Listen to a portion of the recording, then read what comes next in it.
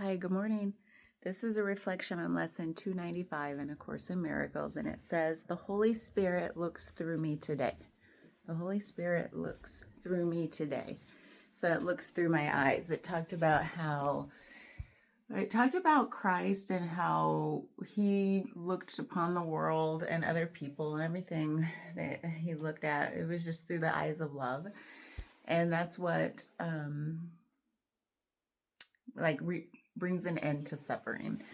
So it talked about what did it talk about? I don't even know what it talked about. It used a lot of language again that I can't really connect with unless I think of it in terms of just love and consciousness. And I think that's fine. So what I thought about with this one was how when we choose, it's a choice to look out of our eyes in love versus sometimes we feel down, and then sometimes I think, oh, what a mood, I just need a reset. I'll just put myself, get through this day, go to bed, wake up tomorrow, it's a new day. And then sometimes I'm like, wait a minute, what if I just choose to be happy? And what if I just smile and put on a song I like and smell something I like to smell? Like I have this stick of sage, and every time I smell it, I just get happy. It's like, so I can do the things that will spark a change in mindset in me. And I get it. Not that doesn't always work, but I can choose to try to do things to then bring, so, and sometimes it's just a choice where I'm just like, oh, those were just thoughts that I can just let go. And in the absence of those thoughts, wait a minute, I'm back to being at peace. I'm back to a state of happiness. So sometimes it's a choice.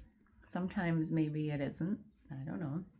And so in the times it is a choice, I can choose to look at people with love and understanding and acceptance. And a lot of times I can only do that if I first do that for myself. And it says something about the Holy Spirit. And I'm like, what is the Holy Spirit? Like, what is it?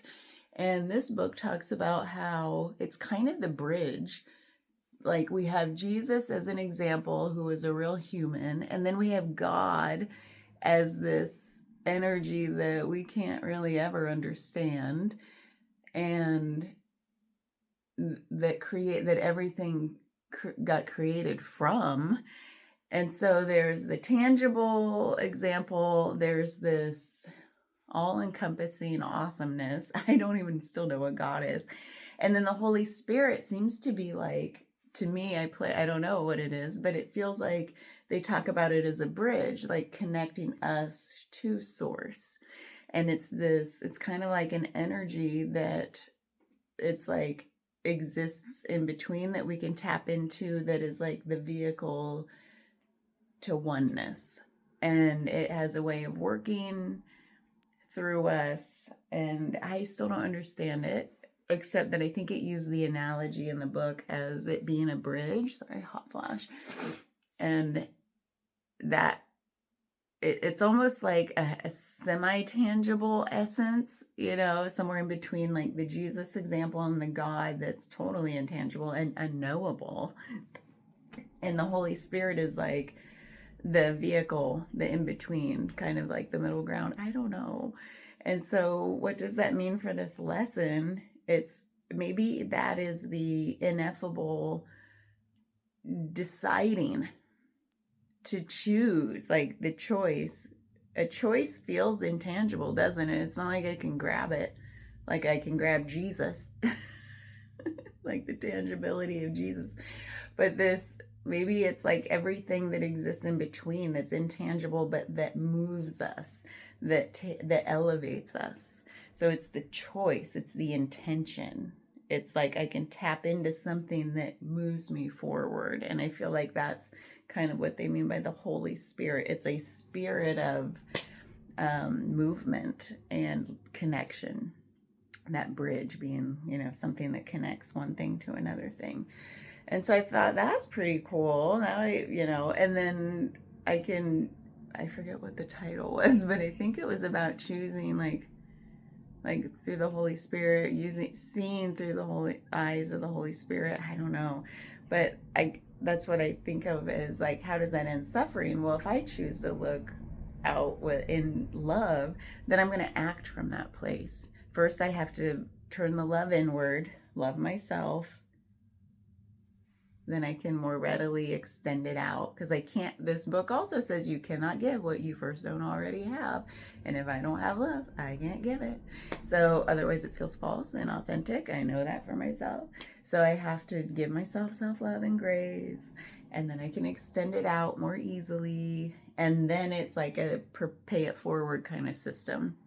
Otherwise, if I'm like this, oh, I don't like myself, and then I'm like, ew, they shouldn't be doing that. And they seem to look at my face and they're like, man, she sucks, man. And then they go forward and they're like, man, that person sucks too, man. Why does everybody suck today? So it's like a terrible pay it forward system if we don't first love ourselves. So love yourself. So today I did a love yourself kind of thing. What time is it? I have a client soon. And I've been getting up super early, so I have my morning time with my coffee. I'm back on the sauce. I drink a lot of coffee now. And then I remembered, oh yeah, there's an aqua aerobics class I've been hearing about. And then my client the other day told me she took it that morning. And I'm like, oh yes, I gotta go. And so I hurried up, finished my coffee, did some chores, and found a swimsuit, and then rushed to the Y. And then shove everything in my locker and get out to the pool because I want to make sure I wasn't late for the first time being there. And then I remember, then my friend who I ended up seeing there, my client friend showed up again. And I was like, oh, thanks for showing. And she's like, yeah, my husband just dropped me off. And then I was like, oh, I never told my husband what I was doing because I totally forgot till the last minute, rushed out the door. He's still asleep. He'd be up by the time I'm in class, and he'd probably be like, where is she? And her car's gone. And I'm like, well, I'm already in the pool. Okay. So I couldn't get out. Well, I could have, but I didn't. And I'm like, it'll be fine. So then I had to rush home, shower, and get here. I feel like no matter how much you scrub, you can't get the chlorine smell off. So that'll be fun today.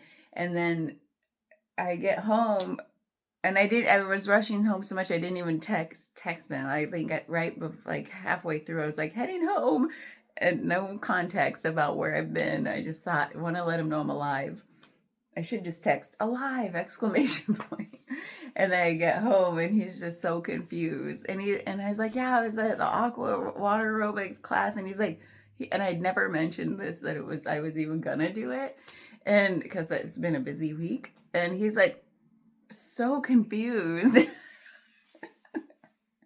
And now we're all good, but it was quite a funny morning. But I thought, you know what? That's a self-love thing. And gosh, dang it. That felt so good to move. And I felt my knee being challenged, the one I tore it all to hell on a ski slope years ago. I'm like, oh my God, it feels the good kind of challenge where we're bouncing on it. And I can feel it's like not happy, but it's happy to be moving and getting stronger. And I'm like, yes, I knew that's what my body's been wanting. And so I'm going to try to keep going. But man, it's quite a busy morning, but I still made it here in time to get ready for my clients who's showing up right now. So just wanted to share that, since this was about, to me, this took me to a place of self-love, because we first have to have that before we can look out of those eyes of love. And we'll use that Holy Spirit bridge, whatever that is, to pay it forward. So I wanted to share that. But that's it. What's going on with you? Bye.